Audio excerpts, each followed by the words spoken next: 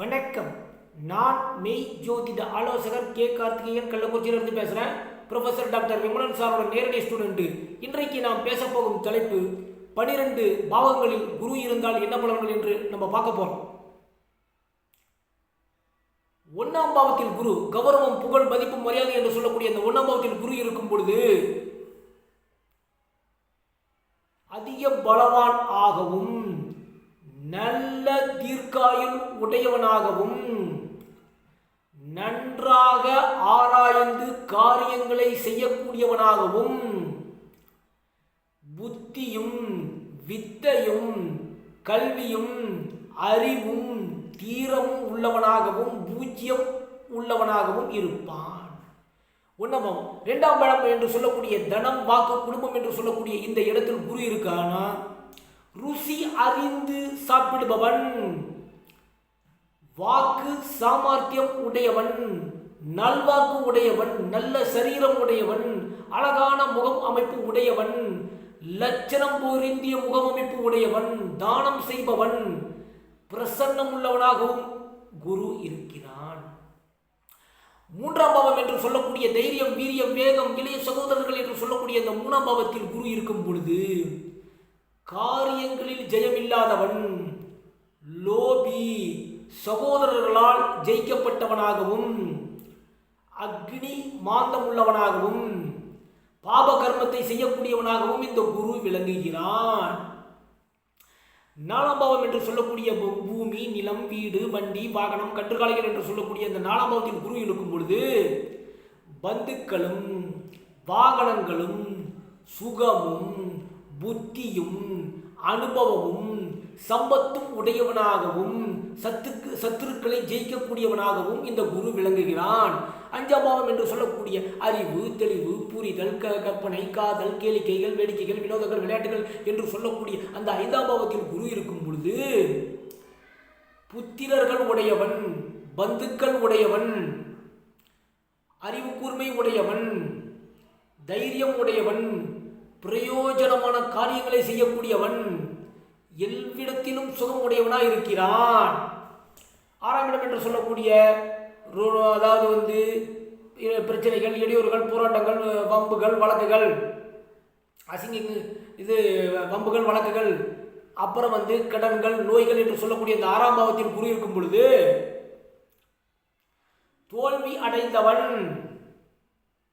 பலகீனம் உடையவன், ஸ்திரீகளுக்கு பயப்படுபவன், சத்துருக்களை ஜெயிக்கக்கூடியவன், அதிக பிரசித்தி பெற்றவனாக இருப்பான். 7 என்று சொல்லக்கூடிய மனைவி, கணவன், மனைவியின் தன்மைகள், கணவன் தன்மைகள், காமம், உடல்நிலையில் பெறக்கூடிய இன்ப சுகங்கள், கணவனின் தன்மைகள், அந்த மனைவியின் தன்மைகள் என்று சொல்லக்கூடிய இந்த 7ஆம் பாவத்தில் குரு இருக்கும் பொழுது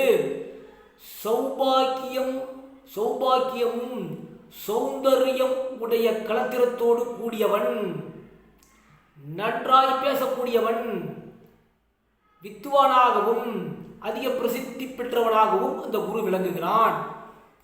8ஆம் பாவம் என்று சொல்லக்கூடிய அசிங்கம், அவமானம், கேவலம், கஷ்டம், நஷ்டம், சகடங்கள், வருத்தங்கள், மனிதனுக்கு கவலை அளிக்கக்கூடிய அத்தனை விதமான செய்திகள், சிறை தண்டனை, அப்புறம் கொலைகள், தற்கொலைகள் என்று சொல்லக்கூடிய இந்த 8ஆம் பாவத்தில் குரு இருக்கும் பொழுது காரியங்களில் தோல்வி உடையவன், வேலைக்காரர்களோ அடிமைக்காரர்களாக அடிமையாளாகவோ வேலைக்காரனாக இருக்கக்கூடியவன், தீர்க்காயும் உடையவன், சொந்த ஜனங்கள் சொல்வதை கேட்கக்கூடியவன், தரித்திரனாகவும் அடுக்குள்ள ஸ்திரீகளின் போகத்தை இம்சிக்கின்றனாகவும் இருப்பான். 9ஆம் பாவம் என்று சொல்லக்கூடிய தந்தை, அதிர்ஷ்டம், பாக்கியம், ஒழுக்க விதிகள், ஒழுக்க விதிகளின்படி நடப்பது, பிஹெச்டி, பல்கலைக்கழகங்கள், பரந்துபட்ட சிந்தனைகள், பரந்து சிந்திப்பவன், அப்புறம் அதிர்ஷ்டம், பாக்கியம், அப்புறம் அனைத்து விதமான கண்டுபிடிப்புகளும், ஏற்றுமதி மற்றும் இறக்குமதி, தான தர்மங்கள் செய்யக்கூடியது, பாத யாத்திரை, தீர்த்த யாத்திரை, புனித யாத்திரை என்று சொல்லக்கூடிய அந்த 9ஆம் பாவத்தில் குரு இருக்கும் பொழுது தேவ காரியத்திலும் பொது காரியத்திலும் பிதுர்காரியத்திலும் பிரியம் உடையவனாகவும் வித்வானாகவும் சௌபாக்கியம் உடையவனாகவும் சௌக்கியம் உடையவனாகவும் மந்திரியும் சேன நாயகனாகவும் இருக்கிறான். 10ஆம் இடம் என்று சொல்லக்கூடிய பட்டம், பதவி, பேர், புகழ், அந்தஸ்து, கௌரவம், மதிப்பு, மரியாதை என்று சொல்லக்கூடிய அந்த 10ஆம் பாவத்தில் குரு இருக்கக்கூடியவன்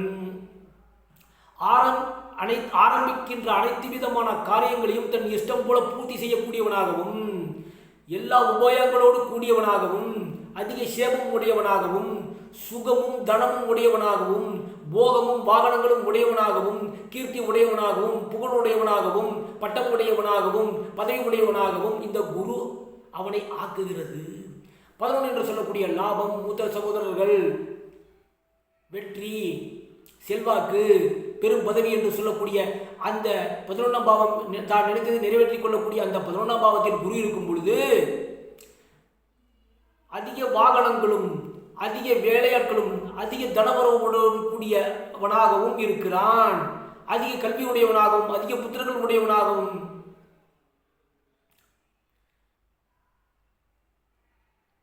கல்வியும் உண்டு, புத்திரர்கள் சில நேரங்களில் இல்லாதவனாகவும் இருக்கிறது.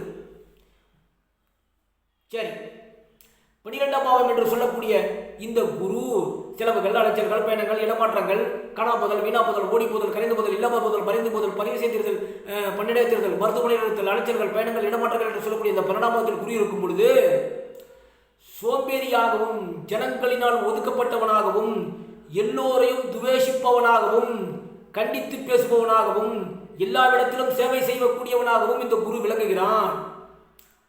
இதுவே குரு 12 பாவங்களில் இருக்கக்கூடிய பலன்கள்.